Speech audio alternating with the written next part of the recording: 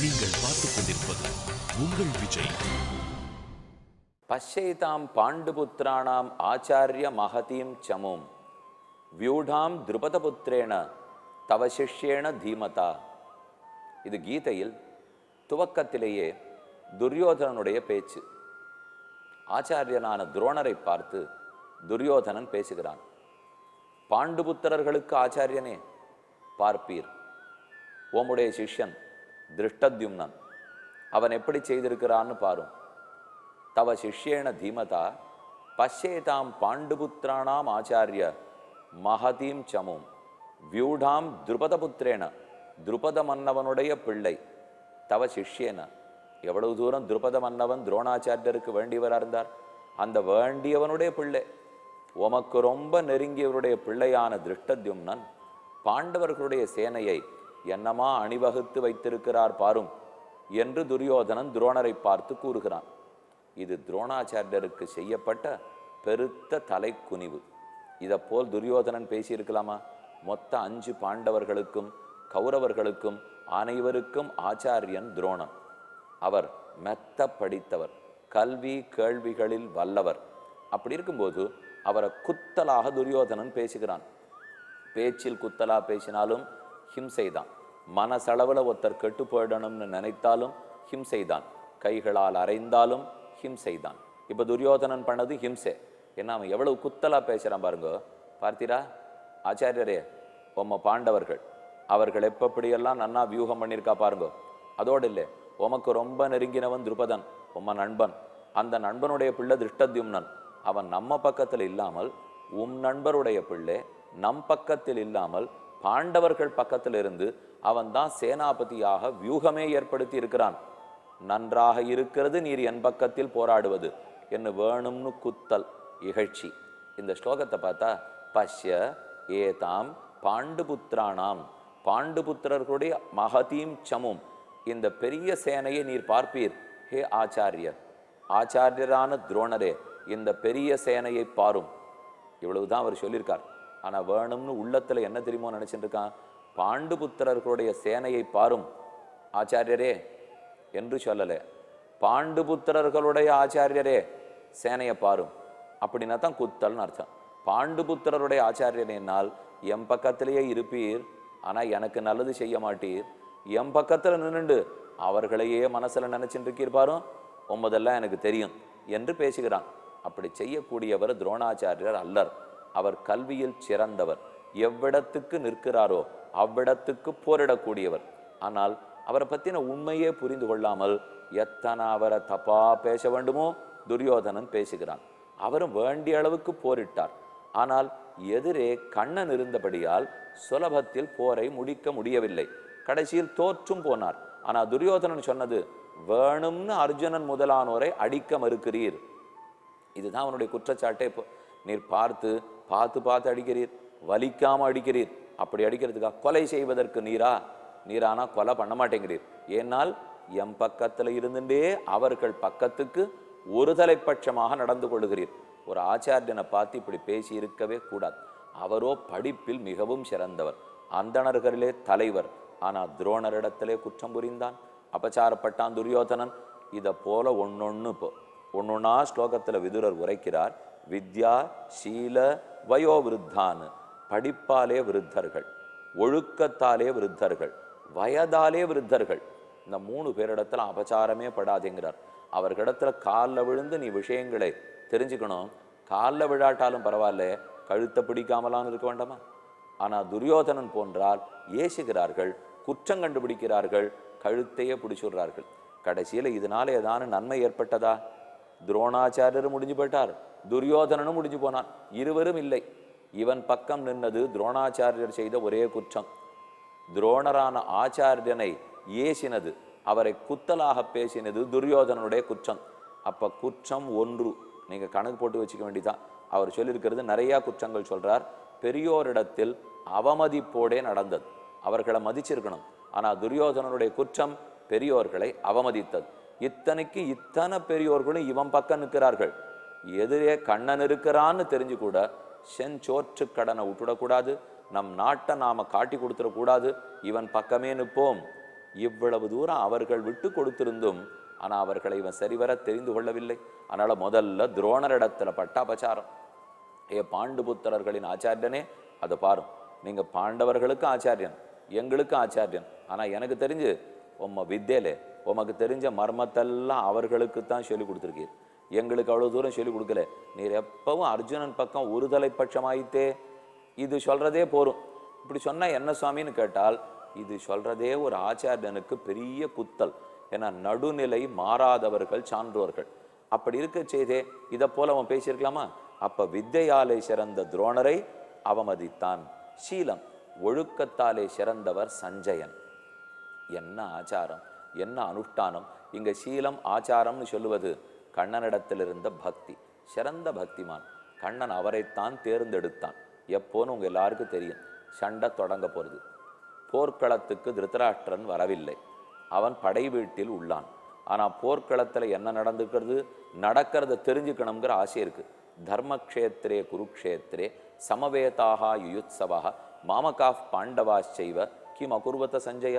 ஏ சஞ்சயனே, தர்மக்ஷேத்திரமான குருக்ஷேத்திரத்தில் எம்பிள்ளைகளும் பாண்டுபுத்திரர்களும் ஒன்று கூடியிருக்கிறார்களே, என்ன செய்கிறார்கள் எனக்கு தெரிஞ்சுக்கணும்னு ஆசையா இருக்கு. எங்கோ போர்க்களத்தில் நடப்பதை திருதராஷ்டிரன் தன் வீட்டிலிருந்து எப்படி தெரிந்து கொள்வான்? சஞ்சயன் தான் எடுத்து கூறுகிறார். சஞ்சயனுக்கு ஒரு சக்தி, வேதவியாசருடைய அருளால் எங்கோ நடக்கும் போரை கண்முன்னே நடக்குமா போலே சஞ்சயனால் காண முடிந்தது. அதை கண்டுதான் ஒரு நிகழ்ச்சியாக திருதராஷ்டிரனிடத்தில் உரைத்து கொண்டு வருகிறார். அப்ப கண்ணன் காட்டின விஸ்வரூபத்தை கூட சஞ்சயன் பார்த்தார்.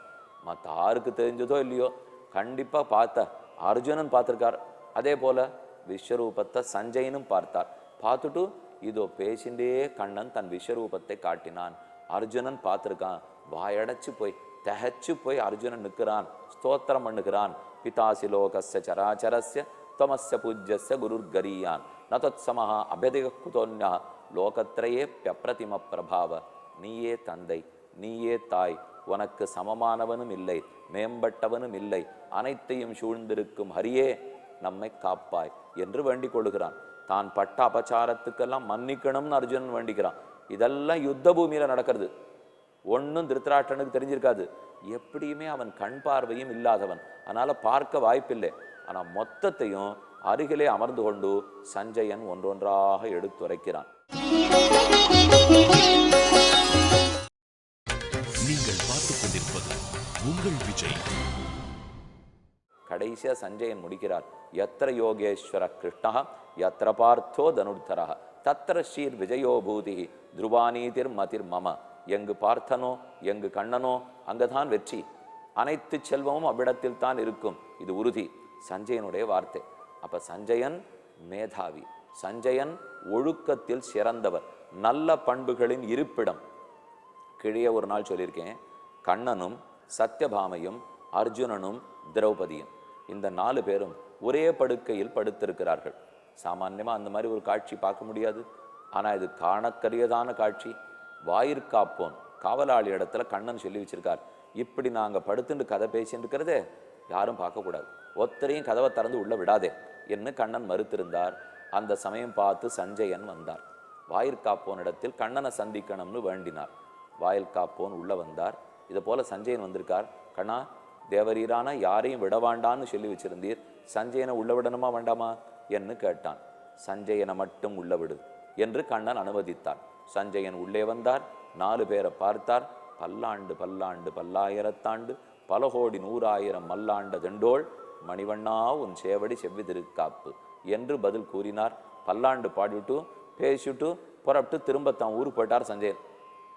அர்ஜுனன் மெதுவா கண்ணனை கேட்டார், கண்ணா, எனக்கு ஒரு சந்தேகம், யாரையும் உள்ள விட வேண்டான்னு சொன்னேன், ஆனா சஞ்சயனை மட்டும் உள்ள விட்டாய், எதுக்காக? அவர் மட்டும் பார்க்கலாமான்னால் 2 காரணம் அர்ஜுனா. சஞ்சயனுக்கு பொறாமையே கிடையாது, உள்ளத்தால ரொம்ப நேர்மையானவன், உள்ளத்தால் நல்லவன். நம்மளை இப்படி பார்த்தா கூட பொறாமப்பட மாட்டான், தைரியமா பார்க்கலாம். 2வது, சஞ்சயனுக்கு ஒரு திறமை உண்டு, ஒரு விஷயத்தை பார்த்தார்னா அதை பண்ணி போஷிச்சு நன்னா கதை சொல்லுவார். இப்போ நான் ஒரு கத்திரிக்காய்னு பார்க்குறோம், ஒரு அரை மணி நேரம் கத்திரிக்காயை பற்றி பேசுகன்னு சொன்னால் எனக்கு பேச தெரியாது. ஏதோ பகவானை பற்றி ஆழ்வாரை பற்றினா நிறையா விஷயம் இருக்குது தெரியும். இந்த கத்திரிக்காயை பற்றி அரை மணினா அதுக்கு ஒரு சாமர்த்தியம் வேணும் இல்லையோ. உன்னை பார்த்தா அதை 10 மடங்கா நன்னா சொல்றதுக்கு ஒரு சாமர்த்தியம் அது சஞ்சயனுக்கு உண்டா. நிஜமாவே கண்ணன் எதிர்பார்த்தபடி நடந்தது. கண்ணனை தரிசித்து கொண்டார். திரும்ப நேரே திருத்தராஷ்டிரனிடத்திலையும் துரியோதனிடத்திலையும் போனார். நன்றாக இருக்கிறது. நீங்க சண்டை போட பார்க்கறது உங்களுக்கு வெற்றி கிடைக்க போறது இல்லை. அப்போ திருத்தராஷ்டிரனுக்கு புரியல ஏன் வெற்றி கிடைக்காதுன்னால், ஒரு படுக்கையில அர்ஜுனனும் கண்ணனும் படுத்துட்டு இருக்கா. அத்தனை நட்பு. அவன் ஜெயிப்பனா உன் பிள்ளை ஜெயிக்க போறானா ஏதானு புரிஞ்சு பேசுறியா திருத்தராஷ்டிரா? அவனானா கண்ணனோட கால் மேல கால் போட்டுருக்கான். அத்தனை நண்பர்கள். நீ ஆனா ஜெயிச்சுள்ளான்னு நினைக்கிற.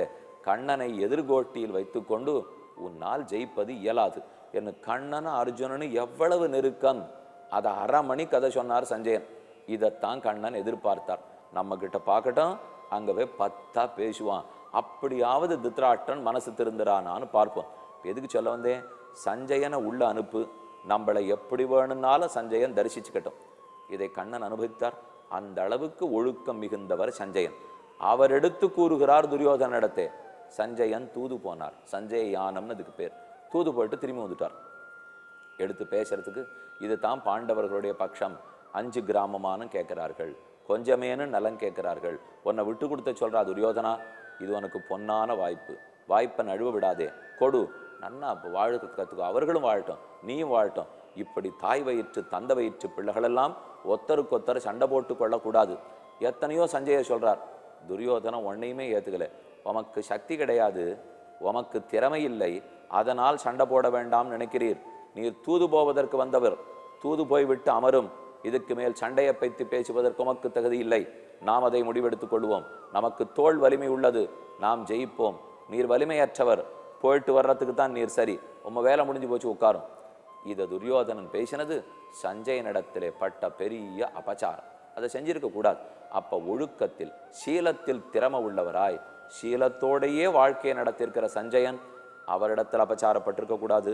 அடுத்து நல்ல புத்திசாலி இருக்கணுமே. வித்யா சீல வயோவிருத்தான். அடுத்து வயசை சொல்றார். வயதில் மூத்தவர் பீஷ்மாச்சாரியர். எத்தனை வருஷமா காத்துருக்கார். தன்னால பிராணனை விடுறதுக்கு கூட அவரால் முடியாது. நம்ம ஒன்று சொல்லிப்போம், படுத்துற பாடு தாங்கல சுவாமி. இப்பவே பெருமாள் திருவடி சேர்ந்துட்டா தேவையில்லை, கடவுள் இப்போதே அழைச்சின்னு போயிட்டாருன்னா தேவையில்லைன்னுவோம். அதை போல கூட பீஷ்மரால சொல்ல முடியல. ஏன்னா அவர் ஒரு வரம் வாங்கி வச்சுருக்கார். அவரா விருப்பப்பட்டு உடலை துறந்து பூமியை விட்டு போனாத்தான் போனது. அவரா போகலே, அவர் போகவே வேண்டாம், இருந்துட்டே இருக்கலாம். இவர் என்ன தப்பு பண்ணிவிட்டார்? இது எல்லா இடத்துலையும் பற்றில்லாத தன்மை ஏற்பட்டிருக்கணும், வெறுப்பு வந்திருக்கணும். இப்போதே கண்ணன் திருவடிகளை அடையணும்னு தோணிருக்கணும். ஆனா அப்படி தோணாமல் இந்த ராஜ்யம் நன்னா இருக்கான்னு பார்த்துட்டு போகணும். நன்னா திருத்தராஷ்டிரனுடைய பிள்ளைகள்லாம் நன்றா ஆள்றார்களா? அவர்கள் பிள்ளை நன்றாக ஆள்கிறார்களா? நாடு சேஃப் ஹேண்ட்ஸில் இருக்கா? இதை பார்த்துட்டு நாம் போகணும்னு நினைச்சார் பாருங்க. இவரா சேஃப் ஹேண்ட்ஸில் விட போறார்? நாடு எப்பவுமே கண்ணனென்னும் சேஃப் ஹேண்ட்ஸ் அவர்கிட்ட தான் இருக்கு. எப்போதும் கடவுளுடைய ஜாகிரதையான திருவடிகள் தான் நாம் இருக்கிறோம். ஆனால் நாம நினச்சிக்கிறோம் அது சேஃப் ஹேண்ட்ஸில் இல்லை. நாம் பார்த்து ஃபிக்ஸட் டெபாசிட் போட்டு ஒரு வீடு வாங்கி வச்சுட்டா தான் என் பிள்ளைகள்லாம் செட்டில் பண்ணணும் சுவாமி. பல பேர் சொல்லிப்பா, என் பிள்ளைகளை செட்டில் பண்ணணும், ஒரு வீடு வாங்கி வச்சு FD போட்டு வச்சுட்டேன், அவளுக்கு வேண்டிய நிலபலம்லாம் எழுதி வச்சுட்டேன், வெல் செட்டில்டு நாள் நாம் நினச்சிட்டு இருக்கோம். அதெல்லாம் காணா போகிறதுக்கு 10 நிமிஷம் ஆகாது. ஓஹோன்னு விலை ஏறும் ஒரு நிலத்துக்கு. என்ன ஆச்சு இன்னைக்கு அமெரிக்கா முழுக்க? யாரெல்லாம் 10 லட்சம் 50 லட்சம் போட்டு வாங்கினாலோ இன்னைக்கு அந்த வீடுகள்லாம் பாதி விலை. அதை வாங்கி கடனை கட்டி முடிக்கவே இல்லை. இப்போ ஒருத்தர் சொன்னார், சாமி நான் 2005 கடன் வாங்கினேன்னா அதை கட்டிகிட்டே வந்தேன்னா 2010 கணக்கெடுத்து பார்த்தேன், இந்த 5 வருஷமும் வட்டி மட்டும்தான் கட்டியிருக்கேன் சுவாமி, அசல் ஒரு நயா பைசா குறையவே இல்லைன்னார். 5 வருஷம் கட்டியிருக்கிறே குறையலையான்னா இப்போ என்ன நிலம்னு சொல்லலாமா? இல்லை அவர் கட்டின வட்டியெல்லாம் வாடகைன்னு வச்சுக்கலாமா? அப்போ இதே வீட்டில் அவர் வாடகைக்கு இருந்திருந்தா கூட ஒன்றும் வித்தியாசம் இல்லையே. அப்போ நான் ஓனர்னு சொல்கிறதுல என்ன ஆச்சு? இப்போ நான் ஓனர்னு சொல்லிட்டு கடன்காரனாக வாழ்ந்து கொண்டிருக்கிறேன். ஆகவே நாம் என்னமோ செட்டில் பண்ணி வச்சுட்டோம்லாம் நினைக்கவே வேண்டாம். அவனவன் வாழ்க்கையில் இறைவனுடைய செட்டில் ஆற அன்னைக்கு தான் செட்டில்மெண்ட்டு. அது ஆகாத வரைக்கும் இதெல்லாம் செட்டிலே ஆகாது. நாம் நினைக்கிறோம் எல்லாருக்கும் ஏற்படுத்தி வச்சுட்டு போயிட்டோம்னு. அப்படி இருக்க முடியுமா? ஆகவே ஒத்தொத்தனும் தம் பிள்ளைக்கு புண்ணியத்தை தேடி வைக்க வேண்டும், நன்மையை தேடி வைக்க வேண்டும். அதை செய்யாமல் போனது திருத்தராஷ்டிரனுக்கே குற்றம். அப்போ எத்தனை தூரம் எடுத்து சொன்னார். பீஷ்ம பிதாமகர், பிதாமகர்னா ரொம்ப மூத்தவர். அந்த பீஷ்மர் தான் உயிரே போகாது பார்த்து பார்த்து எப்போ வேணும்னாலும் உயிரை போக்கிக்கலாம். அத்தனை வயசுல மூத்தவர். சொன்னால் கேட்டானோ துரியோதனன்? பீஷ்மரையும், கிழவனே உமக்கு வயசானபடியால புதியாமற் பேசுகிறீர், ஏன் பக்தி என்கிறீர்? சண்டை போடுறவன் சண்டையை பத்தி பேசணும், கண்ணன் பரமாத்மா பக்தி சொல்றத கேளு, இதெல்லாம் பேசக்கூடாது என்ன அவரையும் அவமதித்து விட்டான். ஆக வயசால் மூத்தவர் பீஷ்மர், ஒழுக்கத்தால் மூத்தவர் சஞ்சயன், கல்வியால் மூத்தவர் துரோணாச்சாரியர். இவர்கள் எல்லாரையும் அவமதித்தான். இன்னும் பல பேரையும்.